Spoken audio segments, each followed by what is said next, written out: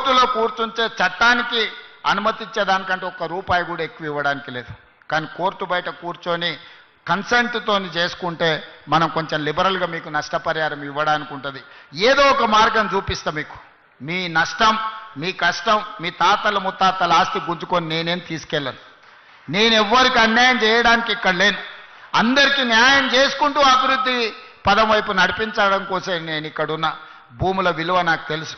ఎందుకంటే భూమితో నాకున్న సంబంధం వ్యవసాయమే కాదు, వ్యాపారంలో కూడా భూమితోని నాకు సంబంధాలు ఉన్నాయి. భూమి విలువేందో నేను అర్థం చేసుకోగలిగినోని. మీ భూములను అప్పనంగా గుంజుకోవాలన్న ఆలోచన లేదు. మీకు న్యాయం చేసి తీసుకొని దీన్ని ముందుకు తీసుకువెళ్దాం. ఇదే కాకుండా చివరిగా ఒక మాట ఇవ్వదలుచుకున్నా. ఇవాళ ప్రారంభించినవి future city development authority office కానీ, లేకపోతే ఈ రోడ్లు కానీ, పక్కనే నిర్మాణం జరుగుతున్న స్కిల్స్ యూనివర్సిటీ ఎప్పుడొస్తుందో అని అనుకోకండి. డిసెంబర్ నెలలో ప్రారంభించుకుంటాం. నెలకు 3 సార్లు నేను వచ్చి ఇక్కడనే కూర్చుంటా. ప్రపంచంలో ఏ గొప్ప కంపెనీడు పెట్టుబడులు పెట్టాలని నన్ను కలవడానికి వస్తే సచివాలయంలో కాదు, ఫ్యూచర్ సిటీ డెవలప్మెంట్ అథారిటీ ఆఫీస్లో నేను కూర్చుంటా. ప్రపంచాన్ని ఇక్కడికే రప్పిస్తా. మీ సోదరుడు తెలంగాణ ముఖ్యమంత్రి డిసెంబర్లో ఇక్కడి నుంచే కార్యక్రమాలు చేపడతాడు.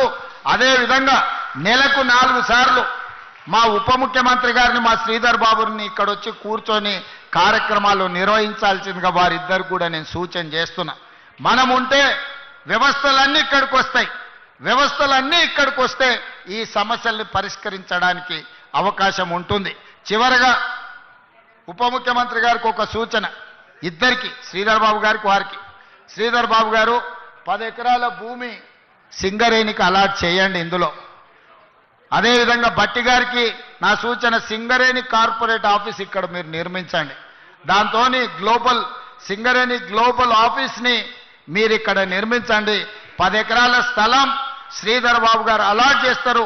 అధికారులకు కూడా నా సూచన, రేపు క్యాలెండర్ డేట్ తిరిగే లోపల 10 ఎకరాల భూమి సింగరేణికి అలాట్ చేయండి. సింగరేణి గొప్ప ఆఫీసు 60-70 వేల కార్మికులకు సంబంధించి ప్రపంచంలో వివిధ రాష్ట్రాలలో వ్యాపారాలు నిర్వహిస్తున్న సింగరేణి ఆఫీస్, గ్లోబల్ ఆఫీస్ ఇక్కడికి వస్తే ఇమ్మీడియట్గా కట్టాల్సిందే. కట్టడం కోసమే ఇస్తున్నాం. కండిషన్ అదే పెట్టాలి శ్రీధర్ బాబు గారు. అలాట్మెంట్లో సంవత్సరం తిరిగే లోపల ఆఫీస్ పూర్తి కావాలి. కరెక్ట్గా ఇది సెప్టెంబర్ కదా, వచ్చే డిసెంబర్ 2026 డిసెంబర్ లోపల ఆఫీస్ పూర్తి చేసి ప్రారంభించుకోవాలి. ఆ ఒప్పందం ప్రకారమే వారికి 10 ఎకరాల భూమి కేటాయించండి. సింగరేణి ఆఫీస్ కూడా ఇక్కడనే నిర్మించుకుందాం.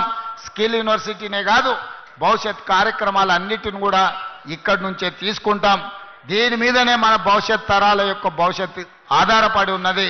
దీనికి సహకరించి ముందుకు తీసుకెళ్తున్న ప్రతి ఒక్కరికి మనస్ఫూర్తిగా అభినందనలు తెలియజేస్తూ సెలవు తీసుకుంటున్నా. ధన్యవాదాలు మిత్రులారా. Thank you sir. Commissioner FCDA Shashank గారి